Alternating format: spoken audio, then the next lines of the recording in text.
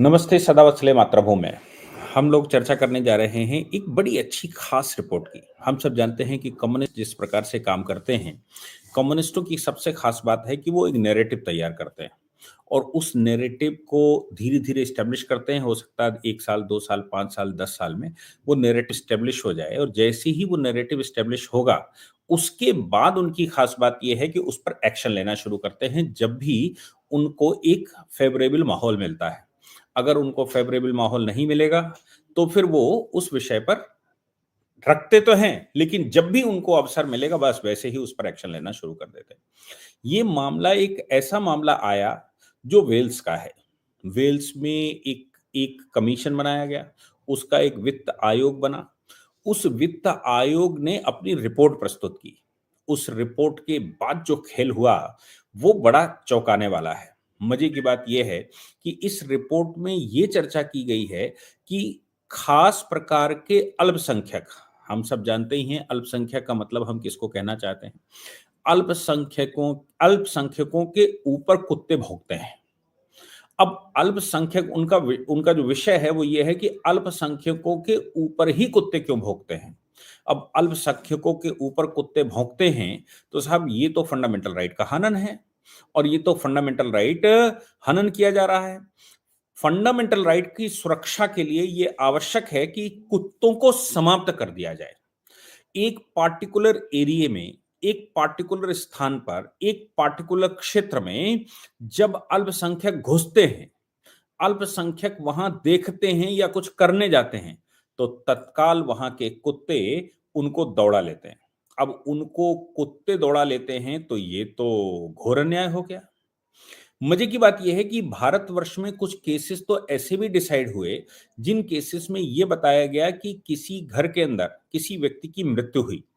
हत्या करने के बाद जब उस पर इन्वेस्टिगेशन शुरू हुआ और फाइनल परिणाम निकला, तो ये निकला कि पार्टिकुलर क्षेत्र में कुत्ते एक्टिव थे और कुत्ते भौंके नहीं। भारत का केस मैं बता रहा हूं, कुत्ते भौंके नहीं। कुत्तों का न भौंकना ये बता रहा था कि हत्यारा घर के अंदर ही है। ये जजमेंट किया हमारे यहाँ के कोर्ट ने। अब चूंकि हत्यारा घर के अंदर ही का था या हत्यारे वहीं के थे, इसलिए ये कहा गया कि इन हत्याओं के पीछे घर का कोई व्यक्ति है। हमारे यहाँ तो इस प्रकार का भी आया। एविडेंस एक्ट भारत में पढ़ते हैं, जो आजकल साक्ष्य अधिनियम बन गया है। एविडेंस एक्ट में ये भी कहा गया है कि कुत्ते साइंटिफिक एविडेंस हैं।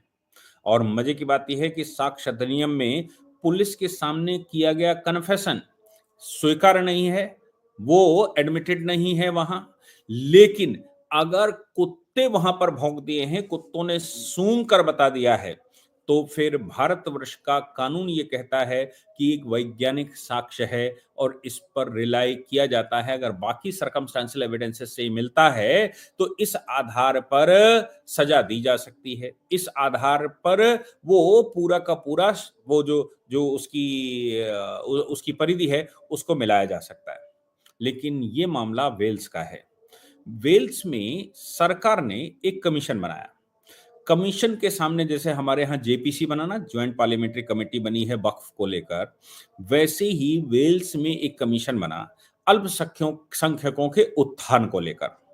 अल्पसंख्यकों के उत्थान को लेकर जो कमीशन बना, उस कमीशन ने इन्वेस्टिगेशन किया। लोग उनके सामने प्रेजेंट हुए। प्रेजेंट होने वालों ने उनसे ये शिकायत की कि पार्टिकुलर टाइप के अल्पसंख्यक या अल्पसंख्यक अगर क्षेत्र में घुसते हैं, तो कुत्ते उनको दौड़ा लेते हैं और कुत्ते उनको दौड़ा लेते हैं, इसलिए मूल अधिकारों का हनन होता है। अतः कुत्तों को समाप्त कर दिया जाए। इस बात को लेकर जो रिपोर्ट आई, वो रिपोर्ट भी यही कह रही है कि साहब कुत्ते समाप्त करने पड़ेंगे, तभी अल्पसंख्यक पूरे देश में घूम सकेंगे। और अल्पसंख्यक अगर पूरे देश में नहीं घूम पाते हैं, तो फिर ये मूल अधिकारों का हनन है। और चूंकि मूल अधिकारों का हनन है, इसलिए देश में डेमोक्रेसी सुरक्षित नहीं है। ये भी कहा गया कि साहब जिस समय अजान होती है, उस समय कुत्ते भौंकते हैं। अब अजान के समय पर कुत्तों का भौंकना ये दर्शाता है कि साहब उनको ये पसंद नहीं है, उनको अल्पसंख्यक पसंद नहीं है, उनको अल्पसंख्यक वैसे कहते हैं। जब ये रिपोर्ट आई और चर्चा होनी शुरू की, क्योंकि हम सब जानते हैं कि सरकारें जब एक्शन लेती हैं तो बहुत सारी सरकारें जो समझदार होती हैं, उनका काम ये रहता है कि वो पहले रिपोर्ट लीक करवाते हैं। रिपोर्ट लीक करवाने के बाद जब जब उस पर रिएक्शंस आने शुरू होते हैं, तो उन रिएक्शनों के आधार पर आगे रणनीति तय करते हैं। हमारे यहाँ भी कुछ ऐसा ही होता है। तो सरकार ने वो रिपोर्ट लीक करवा दी। वेल्स की सरकार ने रिपोर्ट जब लीक करवाई तो उसके बाद उस क्षेत्र में सनसनी फैल गई, और सनसनी कहने वालों ने यहां तक कहा कि भाई जो सांवले, काले या इस तरह के रंग के लोग हैं, वो एक पार्टिकुलर क्षेत्र में कभी घुसे नहीं, कुत्ते उनको पहचानते नहीं हैं, इसलिए इस प्रकार के लोग जब उधर जाते हैं तो उनके ऊपर कुत्ते भौंकते हैं। कुत्तों के भौंकने का कारण अल्पसंख्यक नहीं है, कुत्तों के भौंकने का कारण है कि वो उनको पहचानते नहीं। हम सब जानते हैं ऋग्वेद में इस प्रकार की चर्चा की गई है। ऋग्वेद में कहा गया है, जब देश सुरक्षित ना हो, सैनिक सो रहे हों, सैनिक भ्रष्ट हों, और या फिर देश में कोई बड़ा संकट हो, तो ऐसी परिस्थिति में उस देश के उस क्षेत्र के कुत्ते उस क्षेत्र की सुरक्षा करते हैं। कुत्ते रात रात भर जागते हैं, भ्रष्ट सैनिक रात भर सोते हैं, या फिर सैनिकों के पूरे काम करने के बावजूद उस क्षेत्र में अपराधी इतने ज्यादा बढ़ जाते हैं कि कुत्तों को जागना पड़ता है और कुत्तों को पहरा देना पड़ता है। ये हमारे यहाँ वैदिक परंपरा में भी इस प्रकार की चर्चाएं मिलती हैं। तो कुत्ते भारतवर्ष में तो एटलीस्ट कुत्ते बड़े माने जाते हैं। मैंने तो ये मुझे खैर साक्षात मालूम है कि बहुत सारे क्षेत्रों में जिस समय अजान होती है, कोई लाउड स्पीकर इस प्रकार का बजता है, एक पार्टिकुलर लैंग्वेज का लाउड स्पीकर बजता है जहां लोग नहीं पहचानते हैं, तो फिर वो साथ में ऊआ कुछ करते हैं।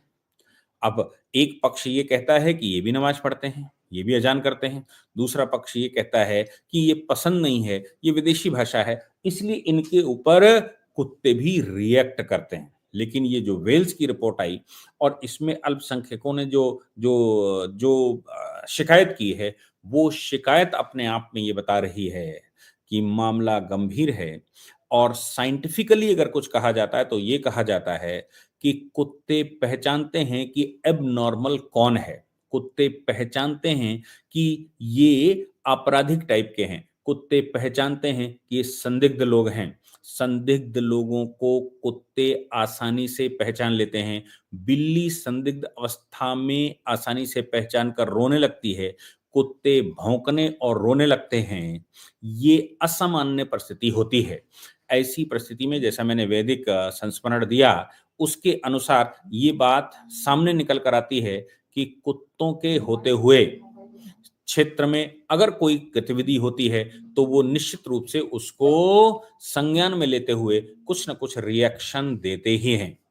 वेल्स की इस रिपोर्ट के बाद वहां की सरकार ने जो स्टेटमेंट दिया, सरकार का कहना यह था कि भाई ये जो कुत्तों वाला मामला है, ये तो एक रिपोर्ट हो सकती है। अब रिपोर्ट का कोई फाइनलाइजेशन नहीं किया गया, कोई कानून नहीं बनाया गया और कुत्तों को खत्म करने की कोई व्यवस्था नहीं करी गई। उसमें तो ये कहा गया कि भाई अगले 2 साल में वहां से कुत्ते, उस क्षेत्र से कुत्ते या पूरे देश से कुत्तों को समाप्त कर दिया जाए ताकि अल्पसंख्यकों के अधिकार सुरक्षित हों। लेकिन सरकार ने कहा कि कुत्ते स्वच्छंद घूमते रहें, क्योंकि रिएक्शन उस देश में बड़ी तेजी से आ गया। अल्पसंख्यकों को सुरक्षित रखने के लिए कुत्तों को वहां मार देना चाहिए। तो फिर सरकार ने जब उस रिएक्शन को ध्यान में दिया तो सरकार को वहां की समझ में आया कि नहीं, वाकई में अगर ये रहा तो फिर देश में एक विशेष प्रकार का रिएक्शन सरकार को झेलना पड़ेगा। इसलिए सरकार ने स्टेटमेंट दिया कि कुत्ते सुरक्षित हैं, कुत्ते अनावरण रूप से घूमते रहेंगे, कुत्ते अपने अधिकारों का हनन नहीं होने देंगे, हम कुत्तों के अधिकारों का हनन नहीं होने देंगे। और ये सब कुछ जो कुछ भी चल रहा है, इसमें कुत्तों की वजह से देश में किसी भी व्यक्ति को कोई समस्या नहीं है, कुत्ता प्रेमी भी सुरक्षित रहेंगे। लेकिन ये कहा गया कि अल्पसंख्यकों का ये विषय नहीं है। विषय ये है कि जब किसी नए प्रकार के लोग जिनकी वेशभूषा, भाषा नहीं समझ में आती है, तो कुत्ते इस प्रकार के भौंकते हैं। कुत्तों को उनसे फ़ैमिलियर करवाया जाएगा और जब बाकी लोगों से फ़ैमिलियर कुत्ते हो जाएँगे, तो भौंकना बंद कर देंगे। आप सोच लीजिए कि ये कैसे-कैसे एजेंडे संसार में चलते हैं और संसार के देश क्या-क्या षड्यंत्र, खड़यंत्रों में फँसते हैं और कैसे-कैसे रिपोर्टें आती हैं और उन रिपोर्टों में कुत्ते अल्पसंख्यकों पर भौंकते हैं। अल्पसंख्यकों पर ही भौंकते हैं, एक विशेष प्रकार के अल्पसंख्यकों पर भौंकते हैं और इसलिए कुत्ते समाप्त होने चाहिए, ऐसी रिपोर्टें भी संसार में तुष्टीकरण को ध्यान में रखते हुए आती हैं। जय हिंद, जय भारत, वंदे मातरम।